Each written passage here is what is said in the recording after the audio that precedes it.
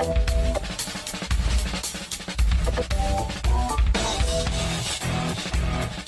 Baxter's 942 in the Highlands of Louisville, Kentucky, and worldwide on Apple Podcasts, Google Play, iHeartRadio, SoundCloud, and YouTube. This is Shooting from the Lip Live. I'm Erik McEwen. Right next to me, Mr. Kevin Hale. Boo. Did I scare you? Yeah, you scared me, man. And have you ever been scared before? I have. Like by some, I mean, not by like me sneaking up on you, but has anything from another, maybe another universe or I've got a good story. Okay, well, save it because we don't have time for it. Who is our guest right now? Rodney Adams. Hey, Rodney, how you doing, buddy? Doing pretty good, Rodney, man. musician, hip-hop guy, which I didn't know until now. But he's also into the paranormal. He's into that scary stuff. Paranormal. So, Rodney, what is paranormal, and why is it not normal?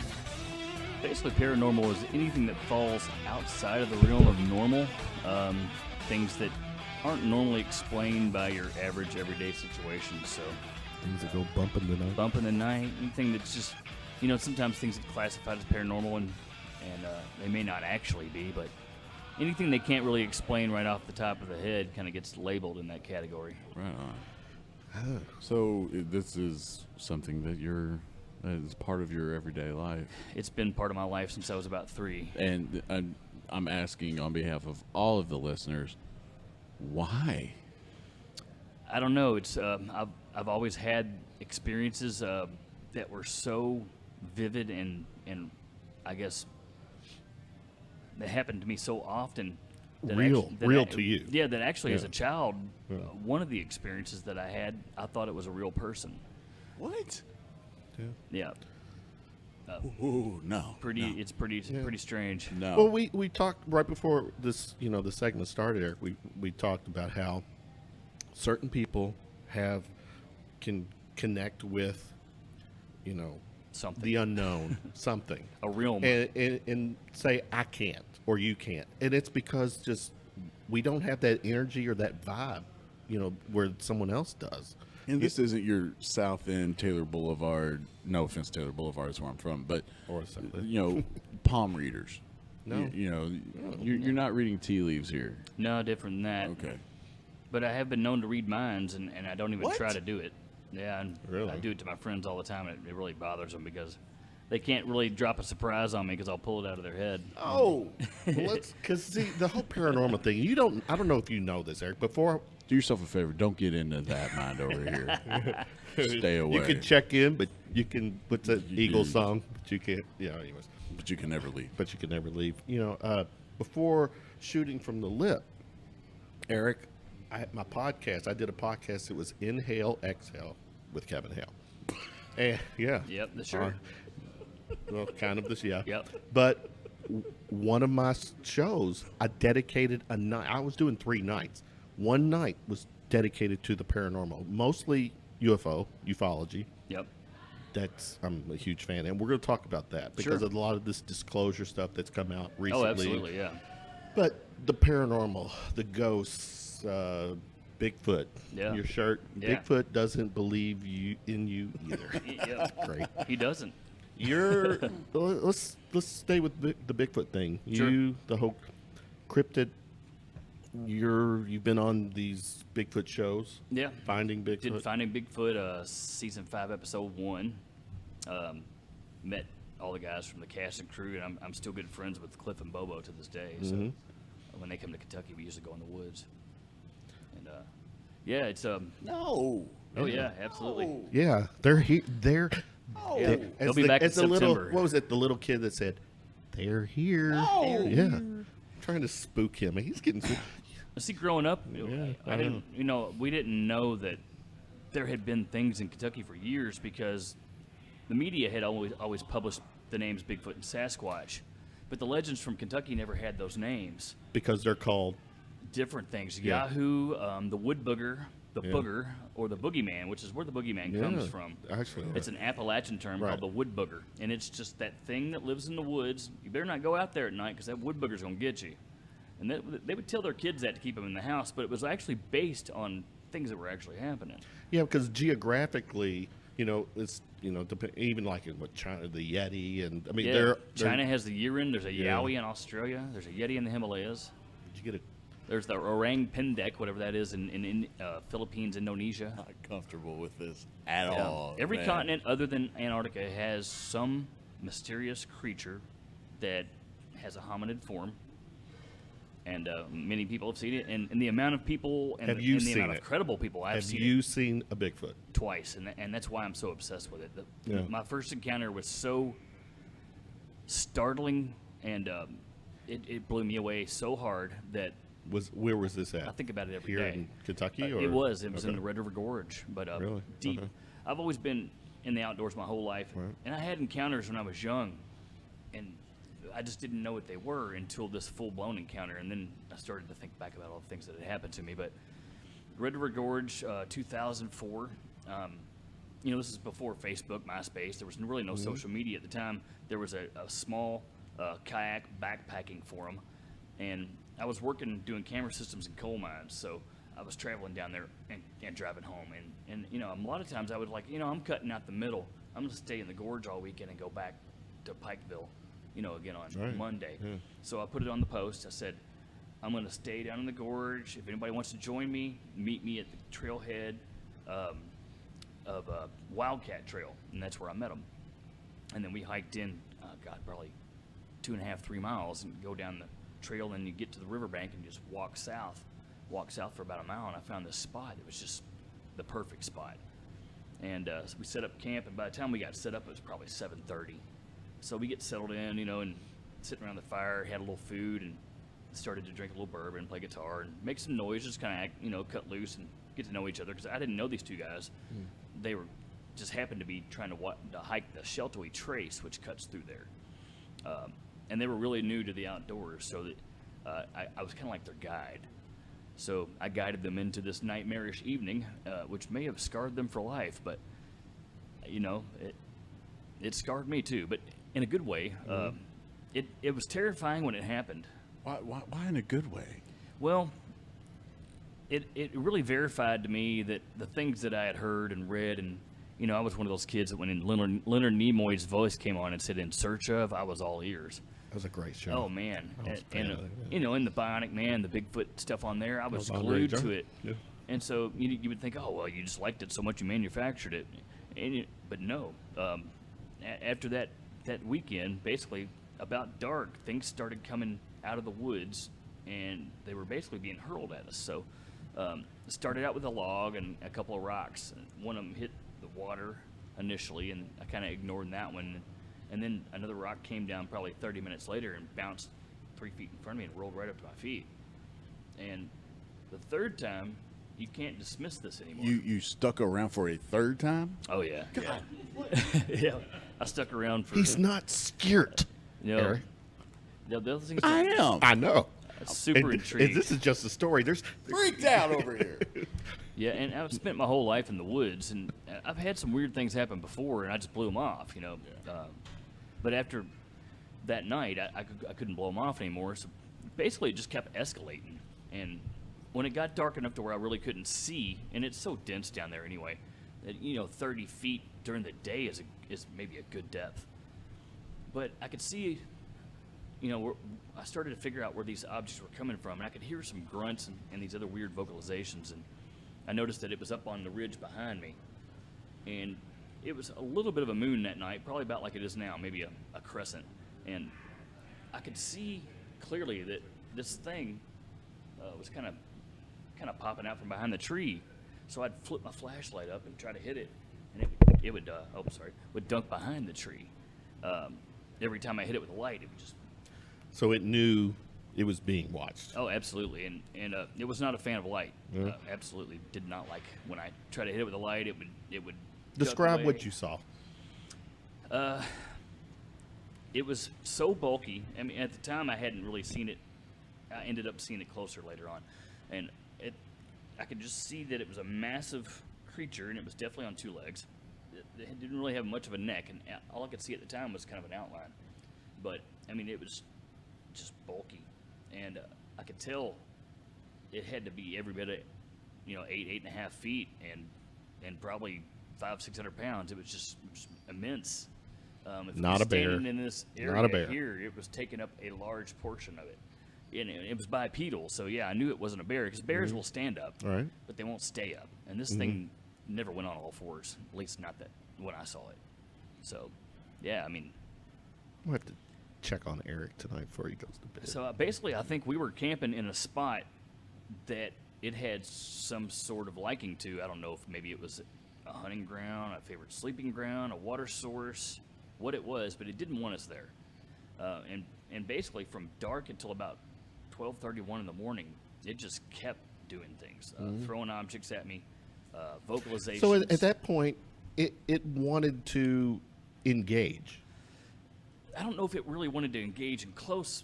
Well, no, but But if the fact that it's it it wanted is- to intimidate for sure. Okay. Uh, So you think it was trying to get you to leave? yes. It was okay. Yeah, I think its goal was to make me leave. Okay. But at that point, I felt But he didn't a leave. little threatened. Why didn't you leave? Because he's Rod Mack. I was, I was like, man, I'm gonna bust this Bigfoot. No, I was coming to terms with what I was seeing, and I was so intrigued. I mean, it was terrifying. I get goosebumps when I think about it. But Goosebumps. But I wasn't going anywhere because, for one of the sounds I heard didn't come from that direction, so I didn't know what was waiting for me if I left and went the other direction. Oh. There was definitely more than More one. than one. Okay. But I could only see the one.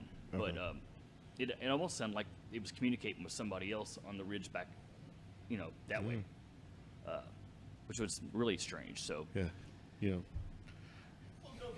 No.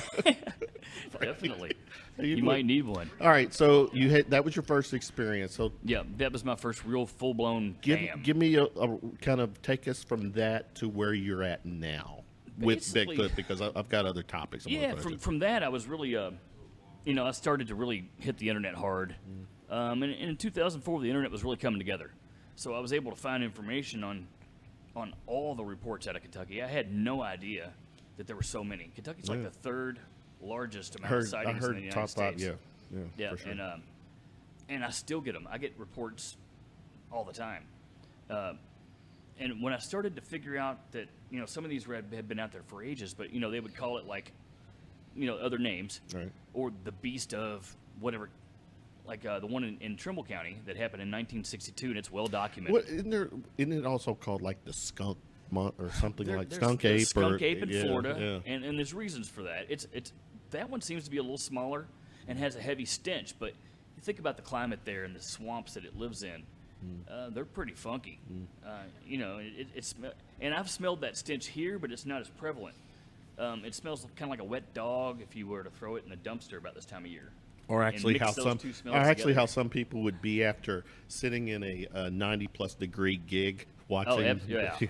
Well, you ever been, you meet that one person that walks in and you can tell they have not understood the definition of bathe for like a week or two? Something like that Yeah. escalated a little bit to another level. It's a really powerful stench. And sometimes, and I did smell that stench that night, but I haven't always smelled those things. But So there is a stench there's a associated smell with it. associated. So if you don't, Absolutely. Eric, where you might think it's a skunk, might be something on two legs. Could be a skunk Yeah. ape. Skunk ape. I don't think, because that is what they call That's it the in Florida. grand Mac Daddy of the skunk. All right, that's Bigfoot, and I like talking Bigfoot. But my go-to when it comes to the whole paranormal thing, and it falls under paranormal, but it kind of its own little entity is Sure. UFOs, ufology. Absolutely. Well, I had an experience with that as well. here's recently, the Air Force. No, You they've know, dropped some serious Yeah, documentation. Documentation, not video, proof that there has been objects that the Air Force has Have recorded, pursued. tried to pursue Yeah. on radar Right. that they could not identify. Yeah. And the technology, according to this, is not there. Yeah. The one thing with UFOs that as a person who is fascinated by UFOs, and a lot of people are, or who are involved. Sure. The first thing with UFOs, you always think alien. Right. I've come to find out that's not really should be the first thing you should think of. What now I'm understanding, or my go-to when it comes to UFOs, is the technology. Sure. And that's where I think the government, that they know, the videos show, it's the technology that they benefit or have benefited. So any UFOs that have crashed, they've retrieved, done the reverse engineering. Famous Area 51 scenario. Yeah. It's all about the technology. I'm not so sure that aliens may not exist. I think it might be, from the future. Sure. It's come back. The Philadelphia experiment, they proved that right. you could actually pop a wrinkle in time and go through it. Yeah. So that's where Einstein proved it. Technology from the future is coming back here, Eric. That's the way I see it. It's not about aliens. And if there is bodies, it's from the future. It's not from necessarily another planet. Right, yeah. But that's the question, is that the disclosure that's being released is that you've got these UFOs that do not obviously use oil, gas. They're on this, something magnetic propulsion, whatever propulsion they are. that is that if we had that technology is potentially available now that could eliminate the need for oil. Sure. All this stuff. Well, yeah, it's 1.21 gigawatts. And that's right. It's a flux capacitor. Yeah. And a DeLorean. Which actually, if you Google that on O'Reilly Auto Parts, apparently they have a part listing for that. So get out of there. Yeah, go. That's You got to cool. do it. That's You got to right. do it. I will. Yeah. So, just enlighten me a little bit. What is your take when it comes to the UFOs? Is it the whole alien thing, or is it technology? I always wanted to think maybe it was, and I really don't know, but I do know that I've seen an object that absolutely in no shape or form could have been anything that I could have explained as what we would have as aircraft. Me and 3 other guys back in like 1988 at Floyd's Fork Park, when that was our hangout to go party back in the good old days. It was about this darkness out, and we saw this unusually bright star that just kind of show up, and as all 3 of us are debating what it is, it takes off and flies across the sky, makes a complete halt, and stops there for like 30 to 40 seconds, and then it takes off at a speed that I can't even fathom to imagine, to measure, and it was gone. And the speed would wreck a body, would actually disintegrate a human body. I would say Mach 12, something that we can't physically endure. Yeah, so, when it comes to, people are saying, even if, was there an alien? I don't even think, this could be, just a... Yeah, I mean... a machine. And I try to apply as much logical science to things as I can, just so you don't look like a cuckoo. And in my mind has to work that way to really come to terms with things. So if I can't apply logic to it, then I would like to think it's aliens, but, first I want to think, what's the government testing out that I don't know about? Right. Or what do they know that I don't know? And which I come to find out there's quite a bit. Yeah. But I think that's the question, or the tangent that you want to bring up, is that it's not about the alien. It's about the technology that they potentially have and they're sitting on or using. I mean, all right. Yeah. All right. That's UFO, and we'll connect. Yeah, we could do that. Yeah, we could do a whole episode on just that. Yeah. Ghosts. Yeah. You've had experiences with that. I have. Let's see if we can. Now. Several. Let's see if we can turn the needle up to get him a little. My first encounter that I vividly remember happened when I was about 3 years old, and I lived in a large old house on Eastern Parkway. And I have a really good memory, so my memory goes back that far. But I remember this woman would come into my room after I went to bed, sometime maybe an hour later, and appear. I assumed she was tucking me in. She was an older lady. She had a long dark dress. Her hair was in a bun. So you're about 3 when this is happening. Yeah, 3 and a half, Mm-hmm. and I guess I lived there about maybe a year, and it happened multiple times. I actually never questioned it at that point in my life. It was many years later when I asked my mother who that lady was, and she had no idea what I was talking about. Could not even tell me who that lady was. So when I started to describe her in detail, she did tell me that it sounded like the lady that may have died in that house. But she was not harmful to me whatsoever. Okay. It was almost like she was going through the motions of what she did on a regular basis. So I didn't feel like maybe she even knew I was really there. Yeah. Well, It was like I was watching a recording. all right. To you, what are ghosts? Are they spirits that just can't move on past? It's a good question. I believe there's a couple of different types of entities. I believe there are ones that are maybe an impression of energy that's left on an object or a building or an area, and they repeat like a broken record. And there's many documented cases of ghosts that are seen on certain days, certain nights, certain times of night. Then there's other ghosts that may appear to be almost intelligent, and which I've had experiences with those as well. Some people would call them poltergeist, which basically is a ghost that's up to no good. A poltergeist is a German word for basically a ghost that's playing tricks on you. Is it more of an evil? In some cases, now I've had an experience where I had a ghost that definitely wanted me to know it was there, but I never felt intimidated in that particular house. But later in my life, I lived in a house for about 5 years where I don't even know if I never saw an apparition, but it was just the things that happened all the time. And I felt intimidated by the presence of this thing. To the point that my wife is very gifted in this area as well. She is, I would say, maybe even a step above me as far as her gift with medium and ability to communicate beyond, and it blows my mind. Sometimes it freaks me out to even tap into what she knows and what she's experienced, but I guess it's one of the things that bonds us together so well. Is I would consider myself an empath. I could see, I could feel it. I have never tried to communicate. I don't even know if I want to dabble in the medium area, but my wife has. Okay. And she's... Remote viewing, any of that? Now, I've done some of that. Really? In fact, there was a murder case that gave me a vision one night, and I actually called the Columbus Police Department and told them what my vision said. I don't know that it ever gave them any clues or not, but I was really, really driven to actually wake up, call them, and said, I watched a show about a guy that disappeared in downtown Columbus. Nobody ever found him.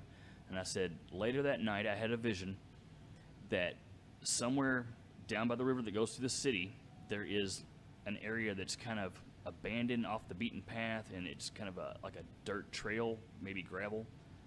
I said, for some reason, I want to think that he is there. And it was weird because it just came out of me, and it was so powerful. But you don't know if that was... Yeah, I never found out. Okay. I don't know if they've ever actually solved it. I've never really checked on it, but it was a famous one of those missing persons cases, and you could probably Google it now. It was a guy that he was at a bar with his friends in downtown Columbus, and he walked out. The camera catches him about 2 a.m. going out the door. He gets into an altercation or something at the bottom of the steps, and gone, vanished. Nobody ever heard from him again. Which I believe, it's foul play is definitely involved. I know. Yeah. I just feel it in my gut, but where he's at is I don't know if they've ever actually located him. And he could have, ended up in the water and got washed away. Yeah. Wow. I don't know. Some fascinating stuff. I mean, we're touching on, with our time, we touched on several things, and you and I are going to talk offline. Because absolutely. I love this stuff. I've been asked to resurrect my other podcast thing to go back to talking the paranormal. I'd love that. And I'd be interested in doing as many as I can. But the thing is, what the truth is, not everything that goes bump in the night is paranormal. Oh, no. Not every light in the sky is UFO. No, and you really, I have to, and sometimes I'm almost too hard on myself because I want to debunk it immediately. Right. No, it's not. No, it's not. And I will debunk it for so long that, eventually that's how I find out that it's that it's not debunkable. It's something it's unexplainable. Right. You're right. Yeah. That's kind of the cool thing with the paranormal, is because when you get to the point where you go, I don't know, right? And you've exhausted all of your other things, And the weird thing about I don't know. Bigfoot itself is I really can't connect the two. Even though while I'm in the woods looking for Bigfoot, I've had paranormal experiences that are separate. Is Bigfoot alien? You know, there's a lot of people that want to make that jump, and I just can't logically go there. Yeah. In my opinion, it's probably a leftover hominid. That's what I want to believe, and that's where I'm going to scientifically try to pursue it to that degree until it proves me otherwise. All right. You know. All right, Rodney. I think we did a good start for you and I to build on something. Absolutely, man. So, Eric, you want to jump in to take us home here? Not at all. Yeah. Well, you now have to chime in on the music biz and how real quick. all that goes in. Yeah. Let's talk some music real quick. Real quick. Man, all I can say, Ron, I want you to be my friend. I want to hang out with you. I don't want to talk about this, but I want you around, okay, Sure. please, because I have a feeling if that dude can stand up to Bigfoot, He's badass. yeah. I Yeah, need but you wasps around. terrorize me. I don't like those things. Oh, I'm allergic to those guys. Oh man, Yeah. me too. Yeah, he could stand to Bigfoot, and I think I could too. But a paper cut, Nope. Yeah, those are I'm the in worst, tears, man. Nope. And Poison ivy on my finger. Oh man, so that'll Kevin, bring me down. I'm going to let you wrap up this segment. Great segment. Yep, we could touch on my music career Yeah, next time yeah. and how. Oh, please, no! I want you to dabbled in- come back Yeah. because, Your like, story. This is one of these. This is great. Recurring stuff. This is great for radio. This is not good for my blood pressure and my anxiety. Right. So, What's that Metallica song? Sleep with one eye open. Yep. okay, please don't Hush, sing. little baby. There you go. let the pros do it. Okay. Glad you're here, even though you freaked me out and I had to Right. walk away twice, which never happens. I get chills thinking about some of these things. Quit saying that. But I'm obsessed with it. I can't stay away. No, I hear you. It's like I a hear train wreck. You know, you got to look at it. I love it. You. Good stuff. Anyway, hang around, Yeah. please. Sure. Be my friend, please. Oh yeah, definitely. I'll send you a request. Good, thank you. Oh gosh, and this has been Shooting from the Lip. We'll be back here in just a little bit. Thanks, guys.